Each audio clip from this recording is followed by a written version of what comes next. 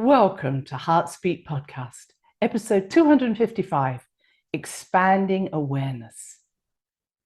Well, hello there, wherever you are in the world. It's good to be with you. Thank you for being in my life.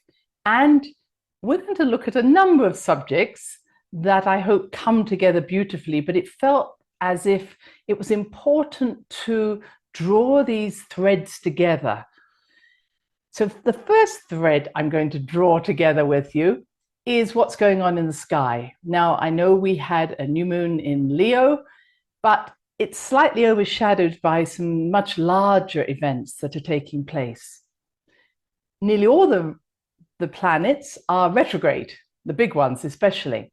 And so this is really meaning, once again, the retrograde understanding is that the energy that they contain is becoming intensified and also forcing us to look inside rather than try and progress and move forward. So it's really digging up the dirt, if I may say.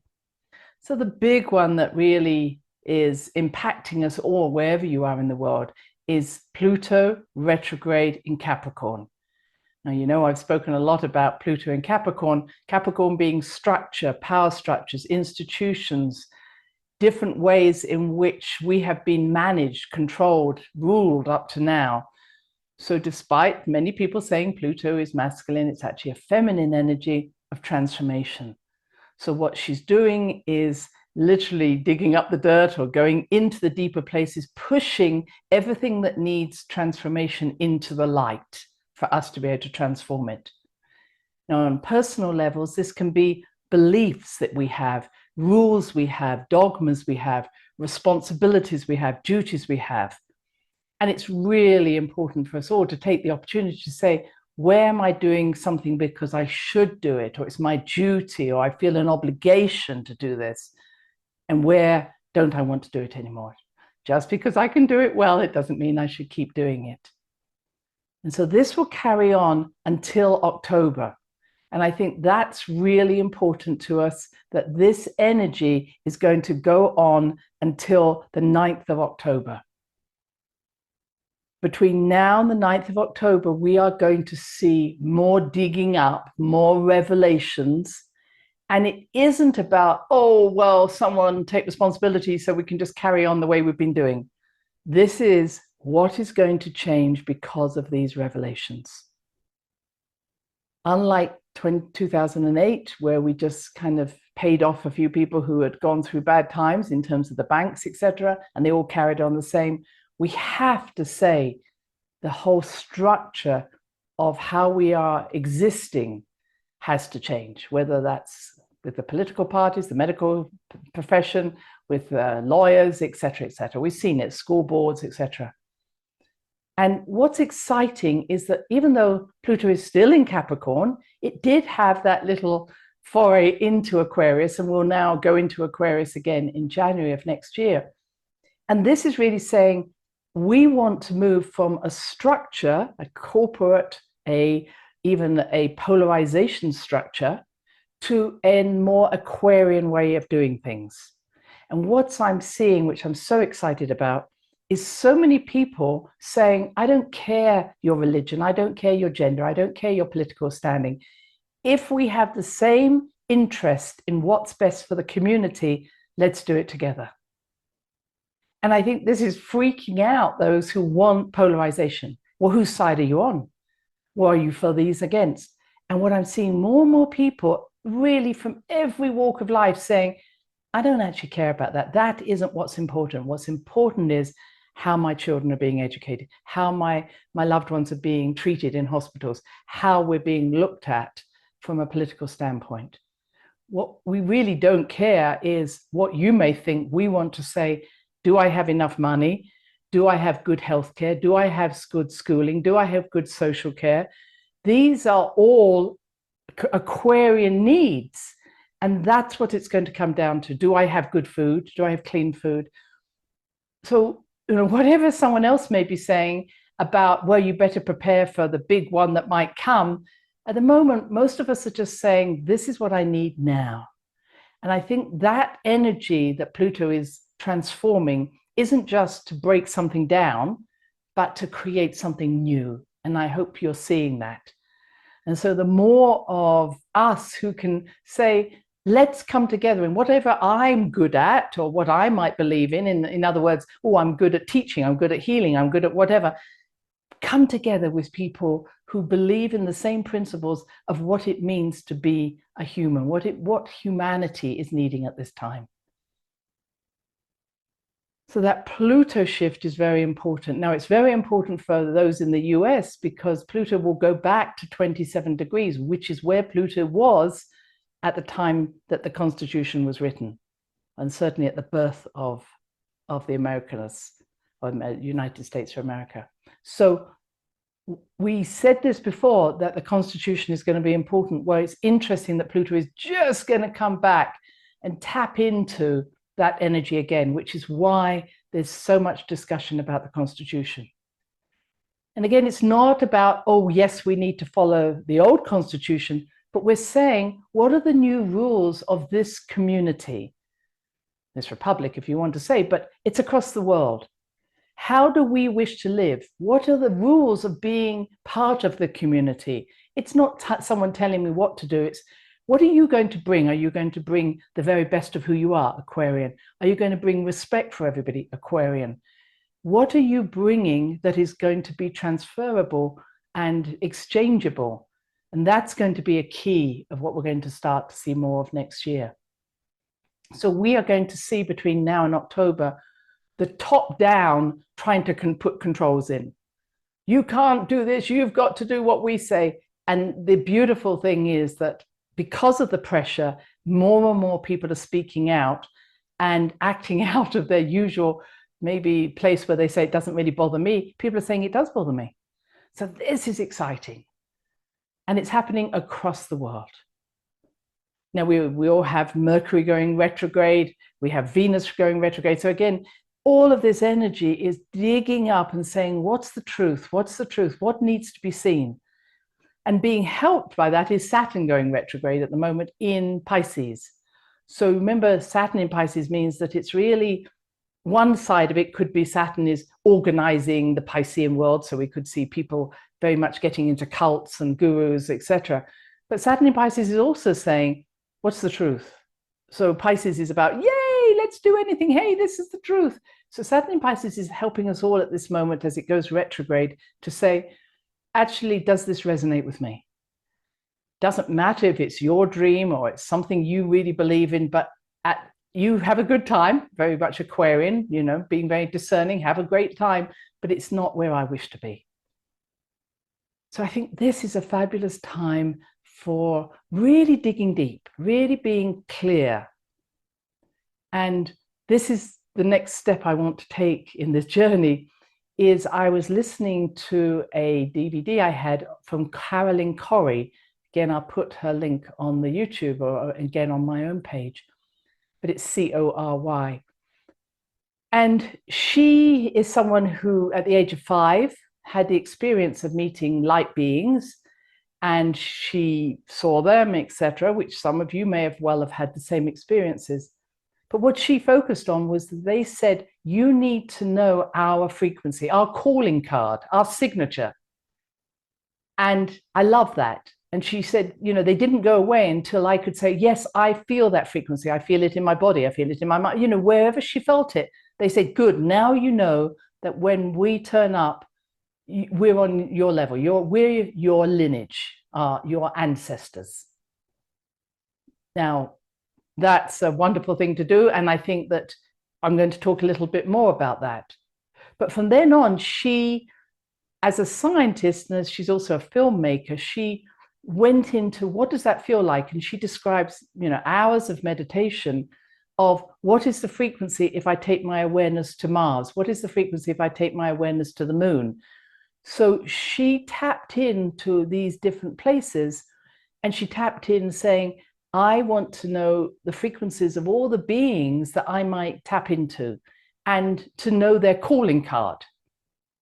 So she describes that when she may be doing a session with someone, they might say, oh, I'm a Palladian. She said, no, you're not, because you can't feel the frequency. And I like that. Some way it goes along with the way I work is when someone tells me something, I can feel whether it resonates with their soul or if it's just a story they're telling. And she goes on to say that there are many groups coming into our planet at this time, and I think we'd all agree that, and many groups already living here. So anybody who says, are the aliens coming? Well, they're already here. And not only with the military, where you may have heard the military had captured so many or working with so many, but many of us remember our alien roots, our ET roots. Now, it doesn't matter that we've come into a human form, but as Caroline describes, there are certain individuals, certain ET groups that need a physical form and a physical earth in order to evolve.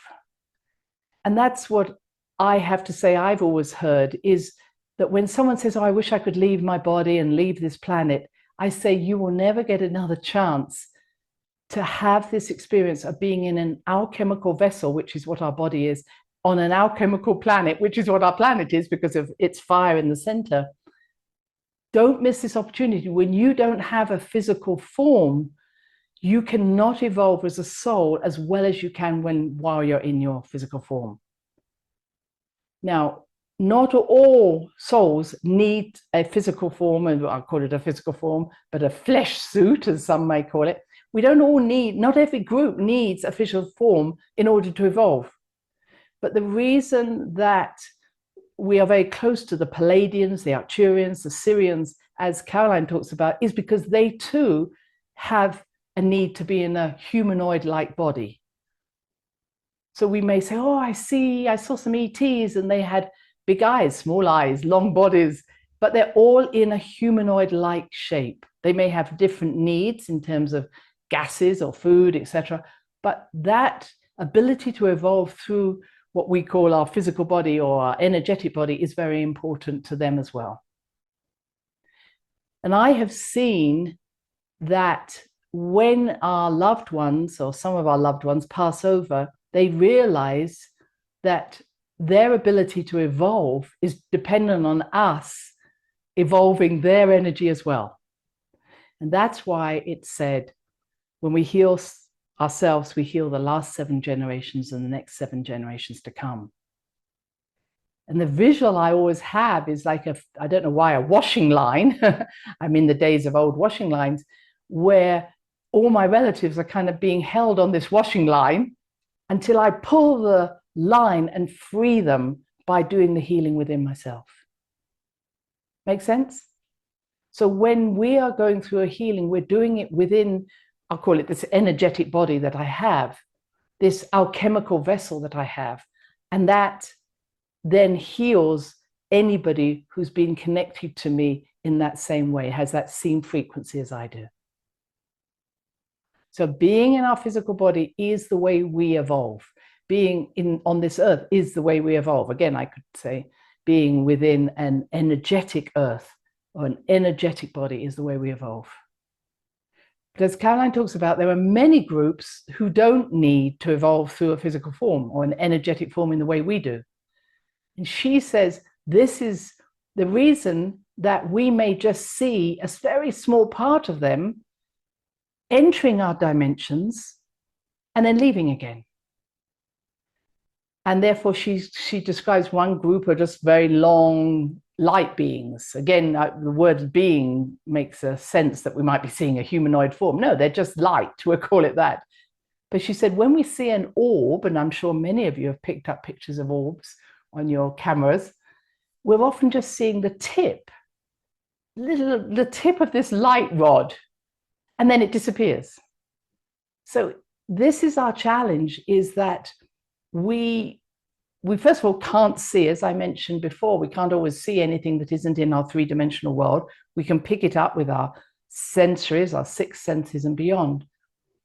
But sometimes when something enters into our physical form, we then see it as a physical being. Oh, there's an orb, there's a light, but it really doesn't exist in that form. It was just tapping its finger in. This takes me to the wonderful stories by Michio Kaku, a great scientist. I'm very fond of his teachings. And years ago, he was teaching about the different dimensions, and he told the story of how, as a child who was brought up in San Francisco, he used to go to the Japanese gardens that I know very well. And he used to watch the carp, the big goldfish, swimming in the stream there. And he said, you know, they're swimming in that sea or that stream, thinking that's life, isn't it? They don't know anything above and they don't know anything below. They are in that stream. We could call it what they call the flat land or flat earth. It's just they have that dimension that they believe is all existence. And he said, as a child, he wanted to go and pick one of them up and lift it out of the water and show it the world above. And he said, I wonder what that fish would say if then we put it back in the water and it says, you'll never guess what I've been, where I've been and what I've seen. And he said, that's what it's like. So he said that, you know, if I put my finger in that water, they see this dot, this, and especially how deep he goes. He said, oh my goodness, the gods are coming from above. Look, they are a dot there. And he said, if I put two fingers in, they go, oh my God, two dots. So he gave this wonderful description of how we see something from our perspective. That makes sense. I hope it does. It's fun to think of. So when we see what people describe as a spaceship saying, oh my goodness, I saw this, it came into this, I saw it, it was in the sky, and then it disappeared, and then it appeared over here. Well, all it's doing is dipping in and out like his fingers in that stream. So where we are really changing our focus now is to get outside this limitation that we've had, which is very linear and is very even circular. You know, there's just life is made up of circles and lines. So yes, we could say, well, everything moves, so it has to be a spiral. And we're now seeing things like a vortex. So that's kind of a spiraling energy. And I don't want to get lost there, but I'm wanting to say is everything is much different than we imagined. And what's coming to us is not to be able to isolate it and say, now I understand it. I want you to be in that place of wonder. I want you to say, I haven't a clue what's going on, but it's really amazing. Because this is the world we're living in. And returning to Caroline Colley, she says, you know, people tell us we only use 10% of our brain, but she said we're using 90% of our brain for this multidimensional living. It's very comfortable with that. So she was saying, you know, we measure the wavelengths and we think, oh, now I know exactly what's going on. But if we measure what they call scalar energy, which is now I've learned is a vortex of energy, a longitudinal wave of energy, but in a vortex way, she says it's not linear, it's not nicely patterned. You go from, you know, theta to albedo, etc. She said, no, that's not true. Scalar energy is almost chaotic if you look at it, but it's spiraling, it's vortices. And so it's meeting in with something that I've now become more aware of with, that we need to stop seeing even our chakra system as linear. Because not only, as I always say, can we stop counting it, which I really get annoyed with, because that is defeating the object. But the fact is, why do we keep just talking about this line up and down our spine of the chakras? And yes, we have mini chakras, but no, these are the major ones in a linear pattern. It's crazy. So just before I come back to that, let me go to what I've been working on is the grid. So here, as I mentioned before, scientists back in the 70s discovered that originally, or they perceived that originally the Earth was a dodecahedron-shaped crystal. And that as that crystal came to the surfaces got worn away, but the actual shape is still there. They then added the icosahedron, to which I mentioned then that they discovered there were 60 nodes and 2 extra nodes, which were the North and South Pole. Okay, and sacred sites are found on these nodal points. But when you look at a crystal under a magnifying glass, you see it's not just a surface, even though we say, oh, look at the structure on the surface of the crystal. This vortex of energy, or this energy, exists throughout the crystal. It's just that we become aware of it on the surface. So now we're saying, okay, so the energy of this earth, which we call magnetic energy, is actually inspiring or generating or motivating these nodal points. Do you understand? Those nodal points exist within the earth as well. In other words, the intersecting lines happen within the earth as well. It's not just on the surface. So just understanding a grid, some of you may have been studying the Metatron's cube, all the lines go into the center. So we've got to understand that it's not just on the surface that this grid is occurring, it's throughout the earth. And if it's happening throughout the earth, then there must be intersections between these lines within the earth. Make sense? And there must be lines that join two intersecting points. Again, that's important. But then it says to us, well, okay, if it's on the surface and in the earth, well, is it not above the earth? Of course it is. The magnetic field of the earth doesn't stop at the surface. It comes out of the liquid core of the earth and then spreads out, and it goes right out into what we call the magnetosphere. And then it meets the magnetic influences of the sun, etc. So our whole planet is surrounded by this magnetic, electromagnetic if you want, but this magnetic field, which is throughout the earth and above the earth. And so if we go back to the idea that there are maybe intersecting points, as I say, not only on the earth, but above and below. So you could say you went to the Giza Plateau, there's a nodal point on the surface, but it's also found beneath and it's found above. And that's why they built the pyramid. Above and below, really, as above, so below, and as below, so above. So many of these places we're now discovering don't just have something on the surface, but they have almost as equal amount underneath the surface. It makes me think of the Moai on Easter Island. If you've ever seen these wonderful big figures, but they're now finding that the length of them, the depth of them going into the earth is almost as great. So here we have these amazing places, and you could say the same with a tree, as above, so below, because they're almost often as deep as they are above. But it also says something about us, and this is why I'm coming back to our chakra system.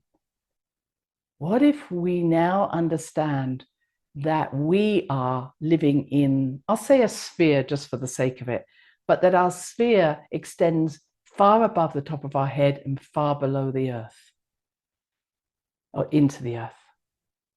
And so if we say that the magnetic field of the earth is her heart, and that the energy radiates from her heart, then we need to say the same thing and say, okay, what if the heart of my being is my heart, and that the radiant energy comes out from my heart above my head, beneath my feet? And that the chakras are not lined up front and back. They exist as radiant fields that go in all directions. And that I can feel your solar plexus chakra way out, away from you. I can feel energy way out into your field. And to get rid of the myth, if I may say, that you can open and close your chakras or open and close your aura. You can't. Your aura is the multidimensional fields that are out there. You don't exist in this isolated bubble.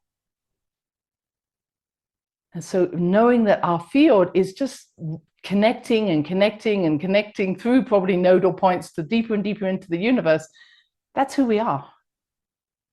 But it also tells me that we need to change the whole teaching away from this linear pattern, base chakra, or even root chakra, base chakra, to, okay, I can feel your sacral chakra out here. I can feel your solar plexus here. How's it interfering or affecting me out here? Now, I'm working on these principles, and I've been looking, of course, at some of the ancient teachings that talk about the lotuses at each of the chakras. Maybe they had something that they understood, but I feel we are needing to revise how we see the chakras, and starting with the idea of starting in the heart and spiraling out of the heart, which is what I've always talked about.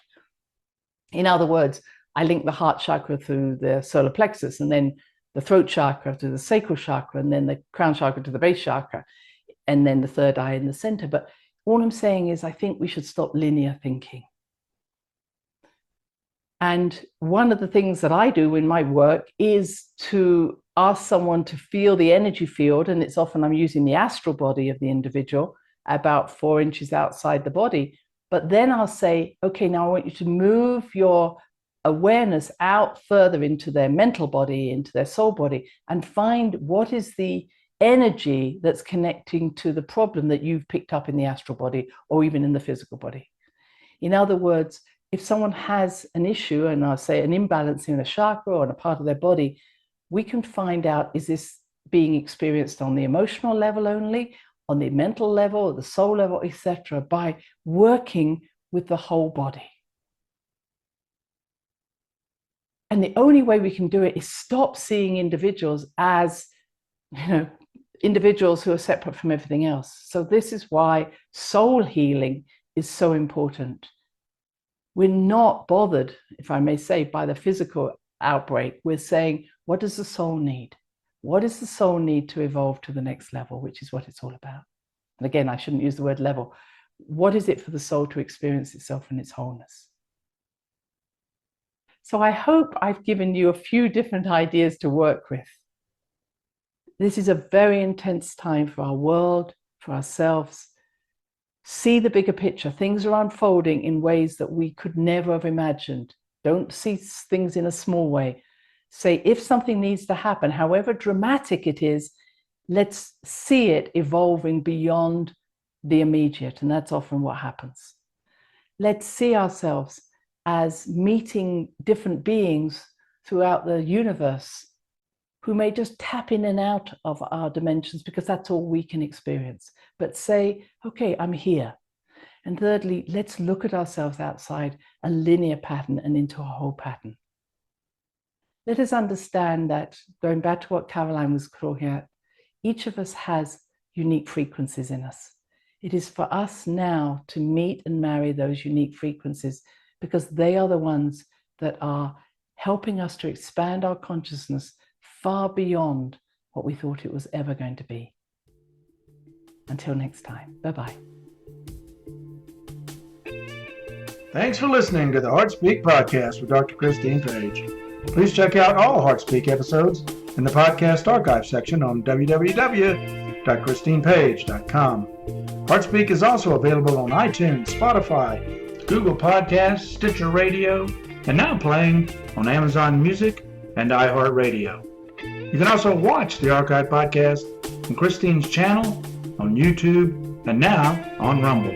Connect with Christine on Instagram, LinkedIn, and Facebook, including her newest Facebook group, The Great Mother Calling.